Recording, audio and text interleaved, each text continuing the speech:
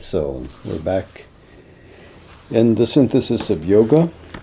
We're in chapter, the systems of yoga, is chapter 4, first published on the 15th of November 1914.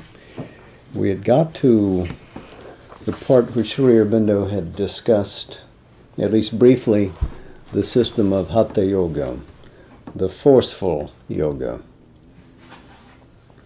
Let's read the last sentence or two. On the other hand, the physical results, increased vitality, prolonged youth, health, longevity, are of small avail if they must be held by us as misers of ourselves, apart from the common life, for their own sake, not utilized, not thrown into the common sum of the world's activities.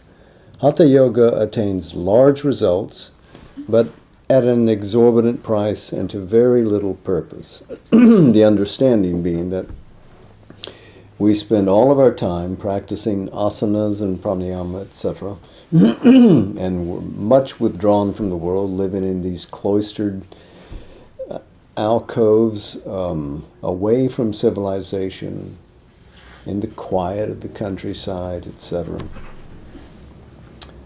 And I think the next sentence in the next paragraph says, Raja Yoga takes a higher flight.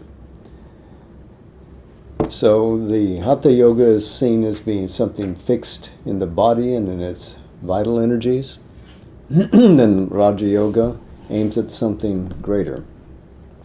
That might also suggest to us that yoga began as a physical process and then evolved to address the mind and the higher ranges of consciousness.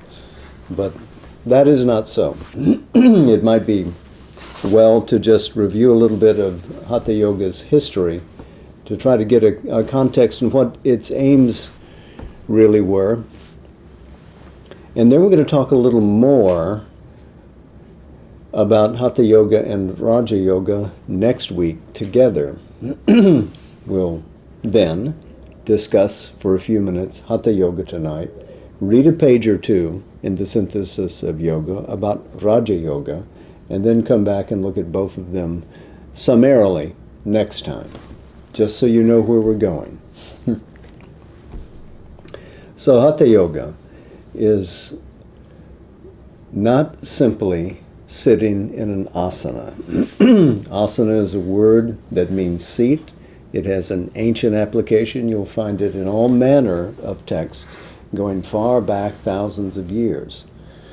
And Hatha Yoga is not only pranayama. Pranayama is a word meaning control of the breath, and the practice of breath control, the harnessing of the life energy, also goes back at least a couple of thousand years in recorded Indian scriptures.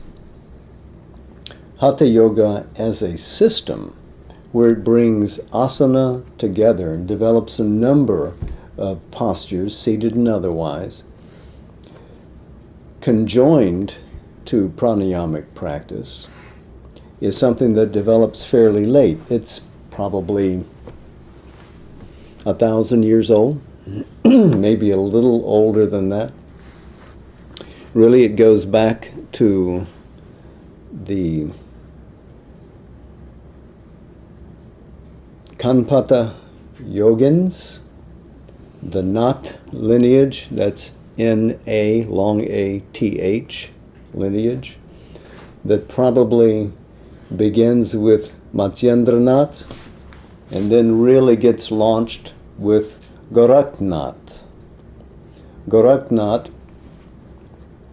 who lived somewhere himself between the 9th and the 12th century. It's very difficult to assign a date to him. He's a semi-legendary figure. Apparently came from the north of Bengal, where he had been introduced to a number of mystical doctrines. It was a place that was in ferment in terms of philosophy and in terms of spiritual practice and effort. And some of the efforts were at the actual transfiguration of the life's energies and of the body itself. Goraknath, as he came to call himself, traveled west through the Himalayas, or along the line of the Himalayas, until he reached basically Kashmir, and there established a system. He was a Nath. He was a master. He had achieved siddhi, the perfection that yogins seek now is patterned after what he achieved. Goraknath left nothing to us in writing that we know of. A number of works have been attributed to him. Goraksha Padadi, Goraksha Sanhita, a number of things like that. But he seems to have been the person who brought this system of asana and pranayama to the attention of practitioners who wanted to achieve spiritual enlightenment. Hatha Yoga was not the only element of what took one to siddhi, however. Hatha Yoga was already complex enough. He probably did not have all the many asanas that are practiced today, but he had a few. Beginning with fixity in the seat, and then extending that fixity into standing postures, etc. Offering flexibility and tremendous strength into the body.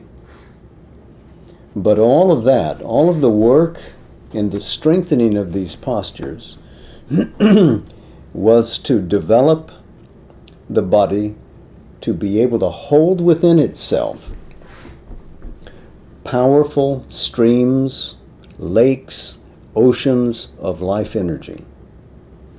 So the power that came through that practice came in through pranayama. Pranayama, harnessing the powers of life through the breath and impressing the body with this, could extend the body's life, we can't say immeasurably, but let us say considerably. And not simply extend it, but make the health robust. Make the body less reliant on substances to feed it. Because when you're drinking in the energies of the cosmos, you don't need so much in terms of material food, because your sustenance is coming from a greater origin. Not only did you practice asana and pranayama in his scheme, but also using the locks, bandha, to grip parts of the inner anatomy and hold them and impress upon them this directed force of the prana would result in the liberation in that field of the being. Energies that had been suppressed or unknown. So these three elements, all of them together, were part of what Goraknath brought. That wasn't it. It was the beginning. Because for Goraknath, the city at which he aimed could not be attained simply through this mode. One also needed to learn how to take the materials of life and draw from them the elixir of immortality. So in other words, Goraknath was also a master of alchemy. Rasayana, the rasa siddha, was part of what he aimed at, and he would use particles of gold, particles of mercury, heavy metals, etc., in ingenious fashion to extend the life. You may be curious to know that when Marco Polo passed through India on his way back home to Italy from China, he encountered people who were following the lineage of Goraknath and saw them using these substances and wondered at their capacities, because they could demonstrate that they could take a substance and turn it into something of a precious metal.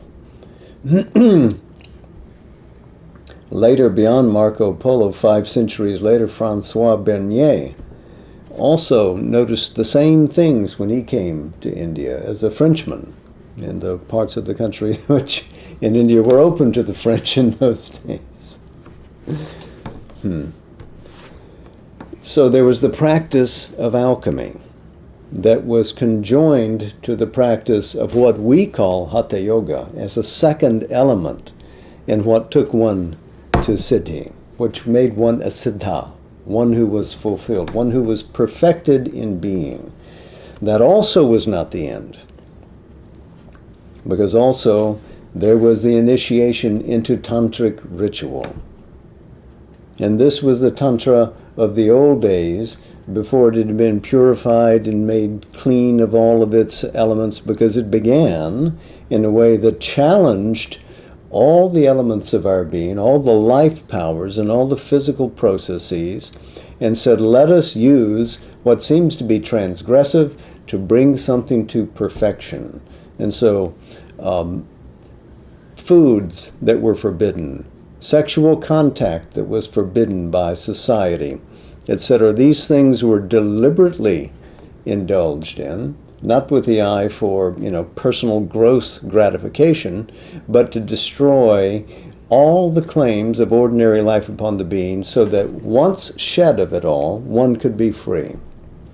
And so with these 3 things, the practice of the Tantra, the practice of Hatha Yoga, the practice of the inner alchemy, one could seize upon all the energy, subtle and otherwise, and drive the total nature to enlightenment. The aim going through the 9 chakras, because Goraknath had a system of 9 chakras in his original scheme, not the 6, with the 7th leading to the enlightenment of the infinite through the Sahasrara. The aim was the perfection of the body.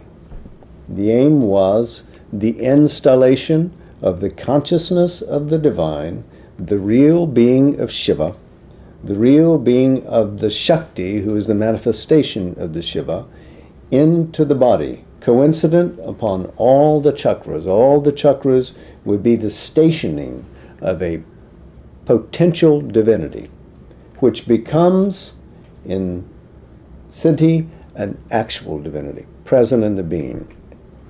And then the ideal of the Siddha, the Nath, the Lord, would be to roam upon the earth, equal of Shiva, moving upon the globe, desireless, but doing what he desired.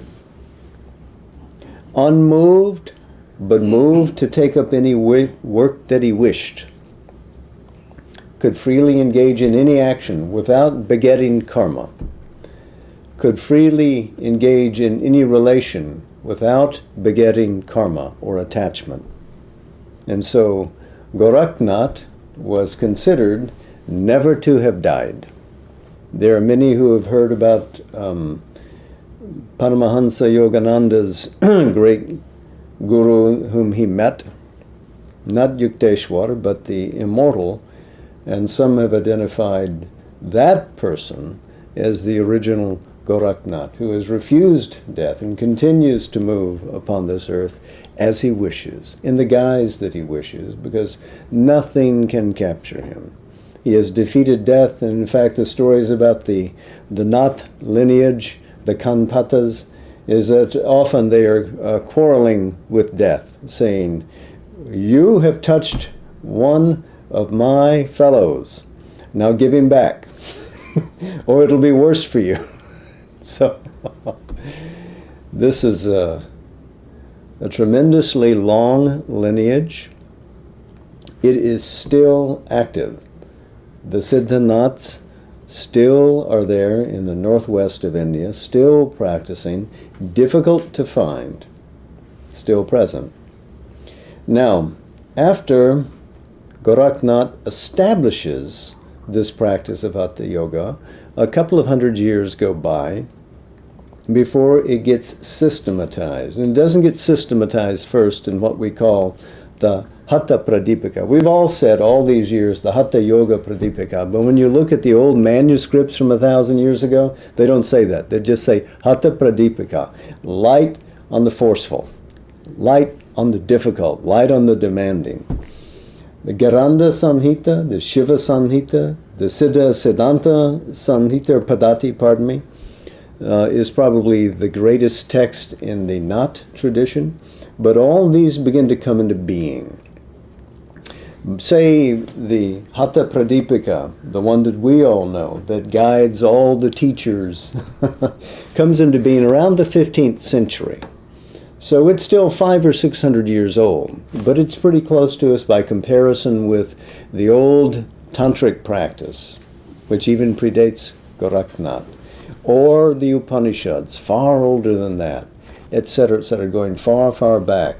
So the spiritual practice of these disciplines that lead to enlightenment are far older than Hatha Yoga, but Hatha Yoga brings a particular focus. Its principal motor is breath. It's the harnessing of the life force. We pay all this attention to the asana and who can get into the best asana. But who commands the breath? That is the one who succeeds in the practice of Hatha Yoga. But also, as you see in the Kularnava Tantra, which is a tantric path, there is this aim amongst all these things at a perfection of the body, because there is a Sharira Yoga, a yoga of the Tantra that aims at the perfection of this physical sheath.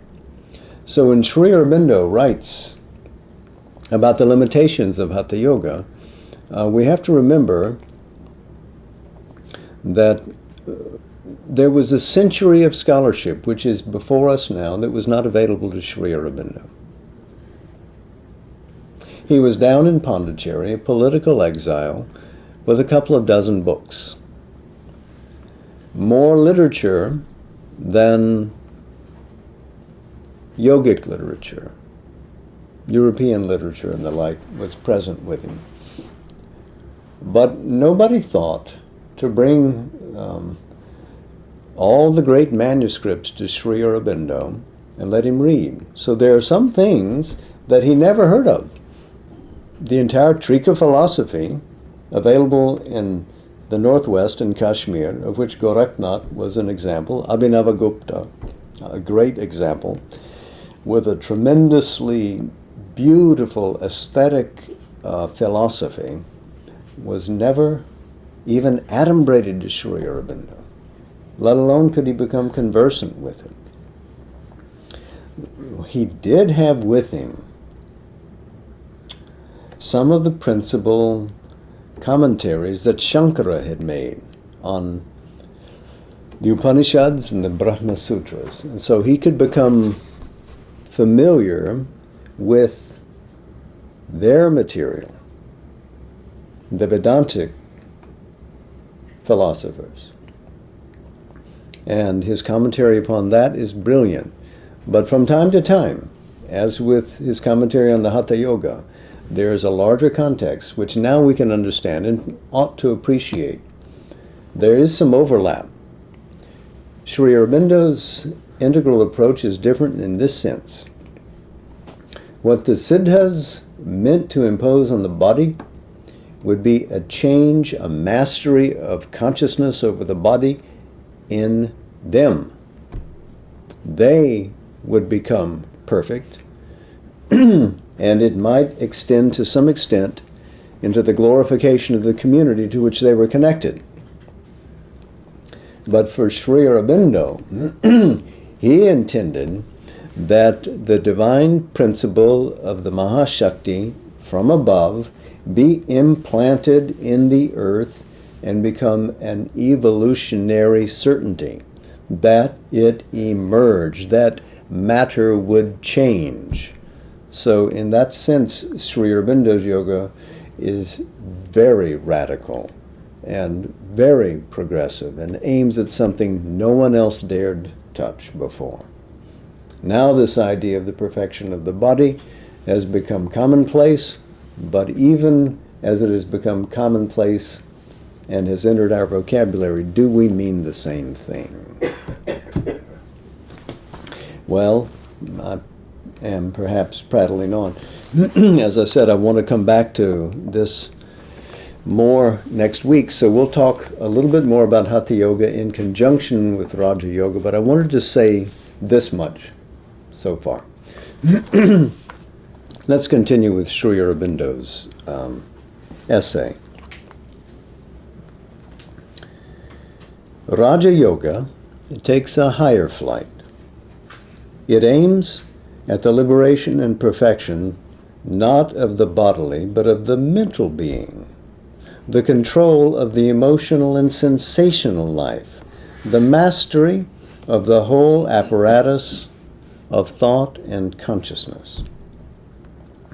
It fixes its eyes on the chitta, that stuff of mental consciousness in which all these activities arise, and it seeks, even as Hatha Yoga with its physical material, first to purify and to tranquilize.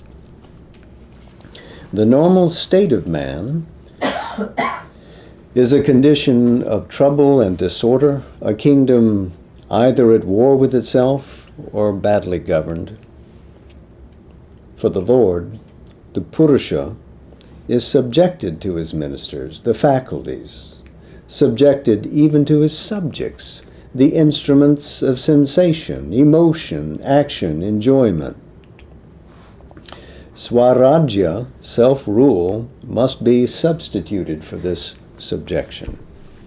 First, therefore, the powers of order must be helped to overcome the powers of disorder.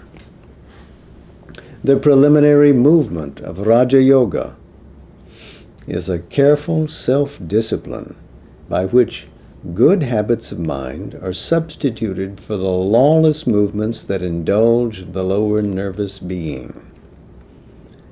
By the practice of truth, by renunciation of all forms of egoistic seeking, by abstention from injury to others, by purity, by constant meditation and inclination to the divine Purusha, who is the true Lord of the mental kingdom, a pure, glad, clear state of mind and heart is established.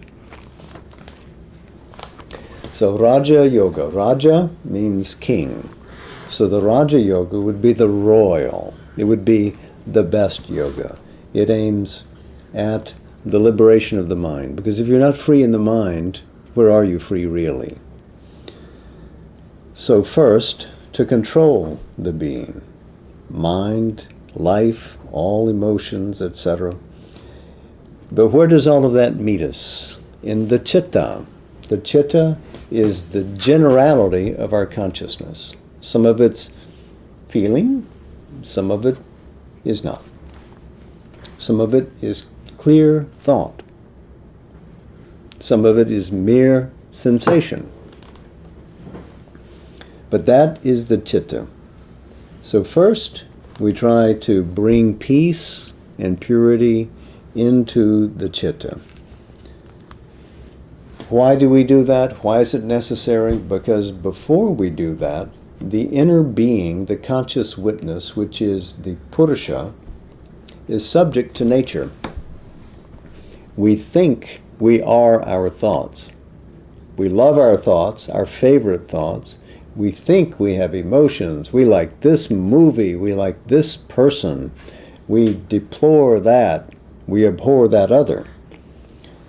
But all of that stuff that is the stuff of our experience is nature, whether it's internal to us in our own psychology or external to us, it's all part of nature. So nature has both an outside and an inside dimension. But the Purusha, the witness consciousness, what we could call the soul, is distinct from that. And until you know that soul, you're in a sense governed by those whom you should govern. You should be in charge of your mind. You should be in charge of your emotions. But look how much they turn you over. So, to get to this, Swarajya, and he defines it right after, self-rule. Swa means self, Rajya means governorship of it. Like you have to be king of your own being. Raja Yoga, Rajya. Swarajya is self-rule. So, we have to overcome them. And so the first thing we do is cultivate good habits. We do it through a couple of different things. He ticks off a few here by the practice of truth. That's satya, renunciation of all forms of egoistic seeking. That's asteya, abstention from injury, ahimsa, purity, shaucha, meditation, inclination to the divine Purusha, that would be swayadya, swadhyaya, sorry. The contemplation of one's own nature, and Ishvara Pranidhani, which would be to devote yourself to the true Lord, which is that above. So this is an invocation of the yamas and the niyamas of the Yoga Sutras. Note that Sri Aurobindo has not, at least so far, identified Raja Yoga directly with the Yoga Sutras of Patanjali. But we can take it as a general background that most people will do that. So we need to say something about the Yoga Sutras, which are a body of aphorisms, about 195, I guess, divided into 4 chapters, which describe and define what our goal of yoga is, how to quiet the mind and how to lift the consciousness from level to level until one finally is free and identified with that thing which is eternal. So the first thing that it does, the Yoga Sutras, is to describe for us the restraints and the injunctions. The restraints are the yamas, and the injunctions are the niyamas. So the yamas, ahimsa, non-injury, satya, speaking the truth, asteya, non-claiming, brahmacharya, following the path of celibacy, in other words, governing your passions. And the last one, aparigraha, not reaching out to steal anything from anybody, not grasping. Then that's fairly close to asteya. The niyamas, or the injunctions, well, first, before we go to the niyamas, let's look at the yamas. These are the things that are asking you to amend the way that you deal with outside life. Ahimsa means somebody else you might injure. Satya means you're speaking truth to somebody, not falsehood. Asteya, brahmacharya, aparigraha. You're not engaging in the world or with another person in a way that's hurtful. Then you come to the niyamas, and this is the inner psychological work. First, shaucha, purity. You purify your being. Sri Aurobindo would define purity as responding only to the divine influence. That goes beyond what the niyamas are talking about, but something of that is there. We remain good and pure. Then santosha, which means contentment. You don't need anything. What can you possess anyway? So be content from within. Tapas, work hard. Apply yourself. Be energetic. Swadhyaya.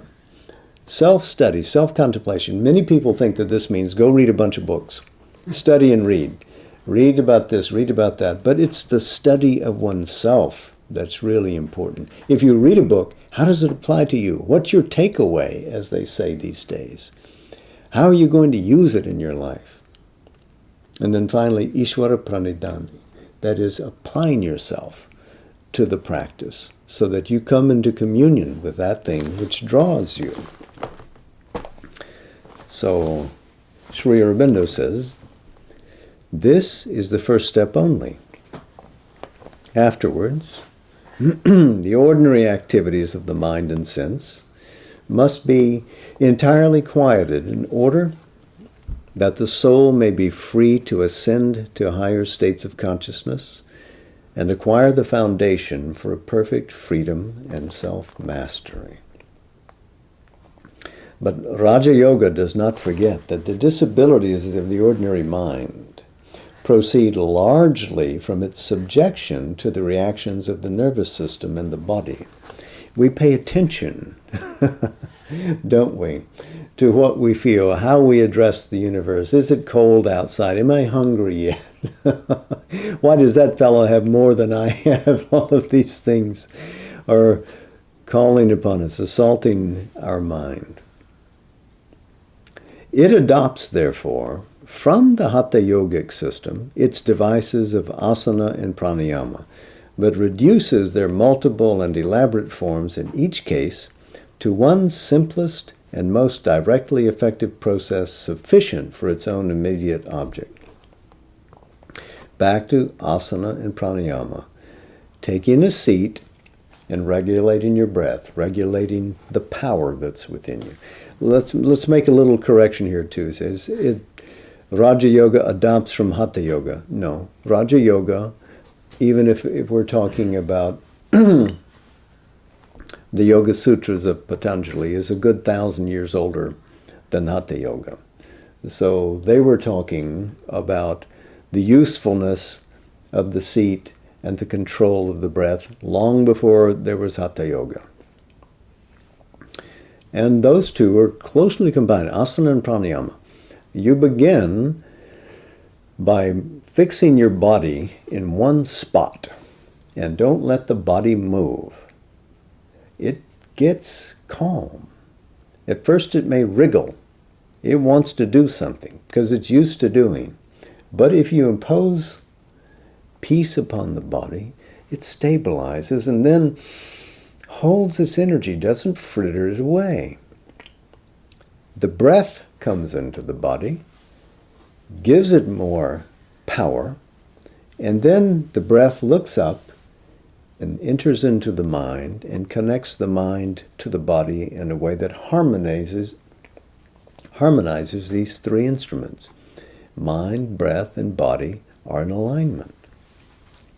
Let's go on forward with Sri Aurobindo. Thus, he's talking about the Hatha Yoga, he's talking about this practice.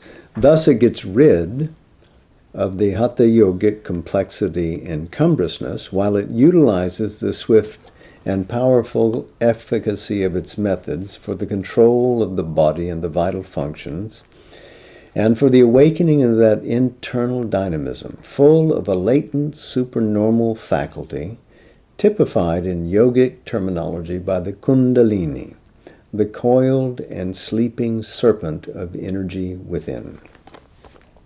This done, the system proceeds to the perfect quieting of the restless mind and its elevation to a higher plane through concentration of mental force by the successive stages which lead to the utmost inner concentration or ingathered state of the consciousness, which we call samadhi, a word that means equal in mind, equal intelligence, the same. Not in turmoil, but fixed in the essence of being. So Kundalini, again a word that in the cosmology, you might say, of the Tantra, is the reflection from below of what exists above. Because above, that energy is called the Mahakundali. She is conscious, she is awake, she is sovereign above. But she coils herself as the involution of the cosmos proceeds and hides at the base of the being. She is there, coiled up, in other words, not showing what she is, waiting.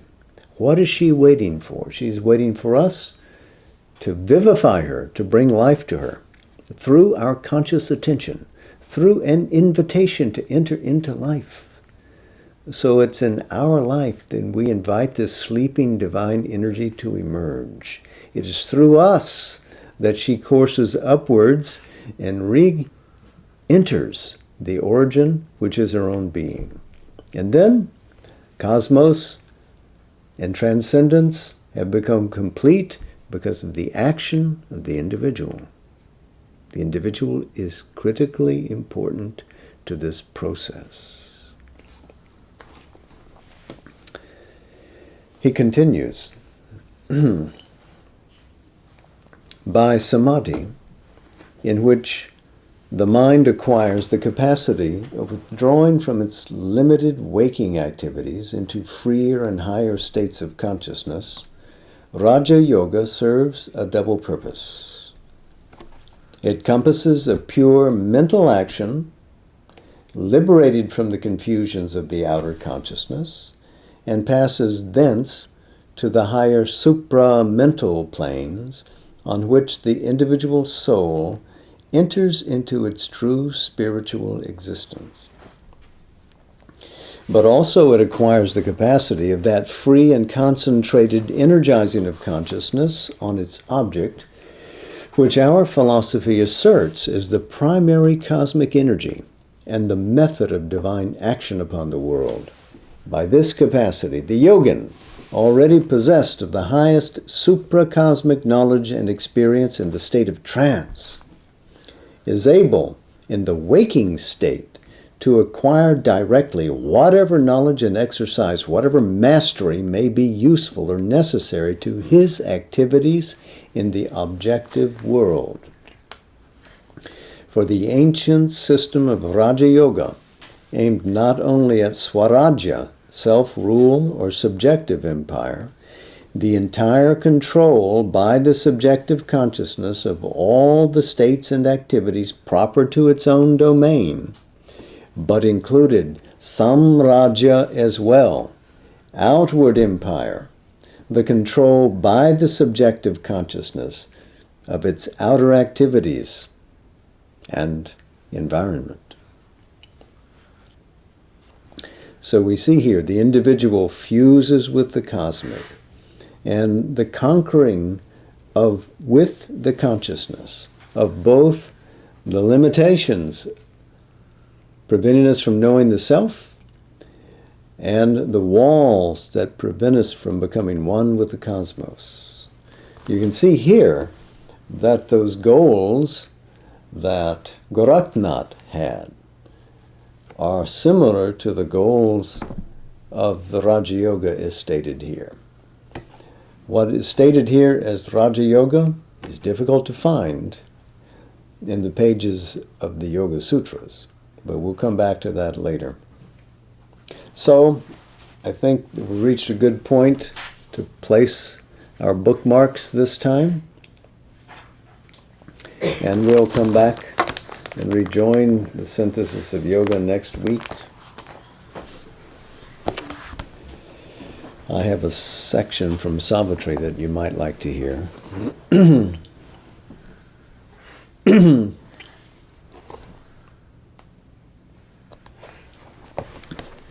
This is in Book 2, the Book of the Traveler of the Worlds, Canto 13, in the Self of Mind.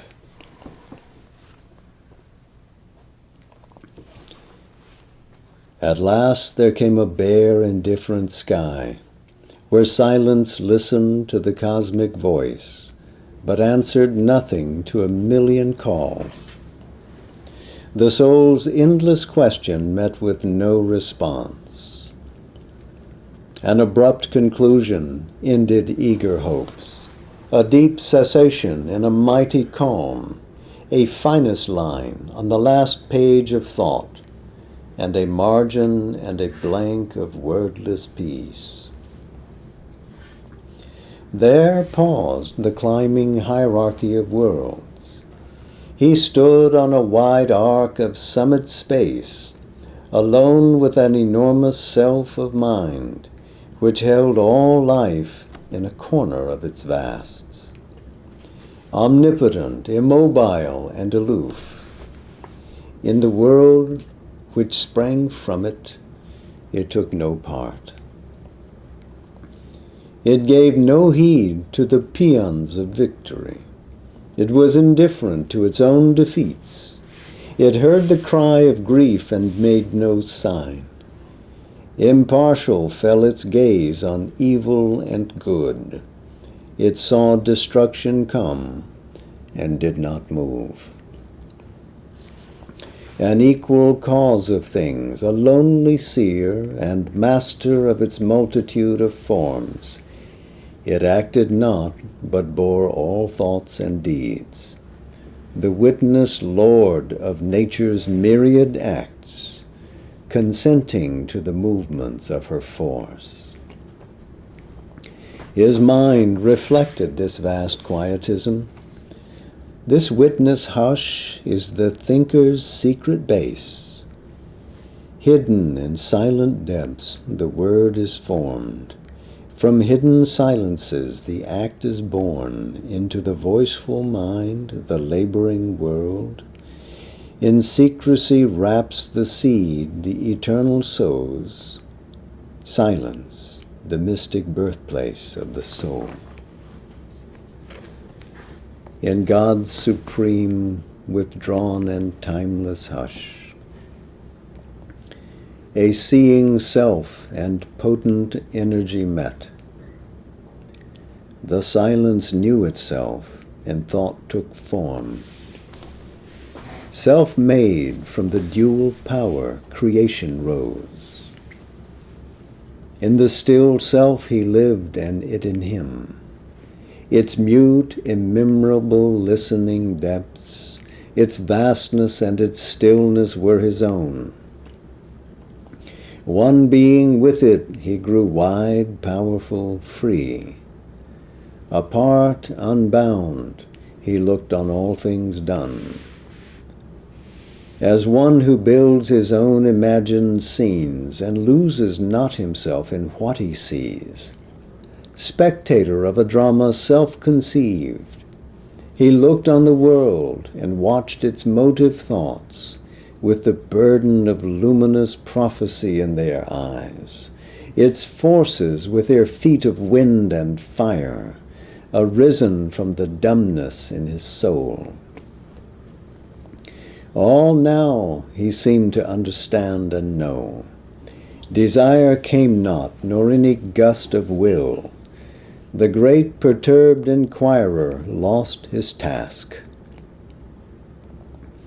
Nothing was asked nor wanted any more. There he could stay, the self, the silence one. His soul had peace. It knew the cosmic whole.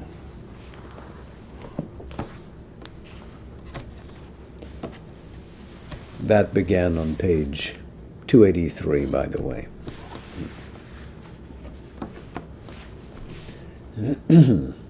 So,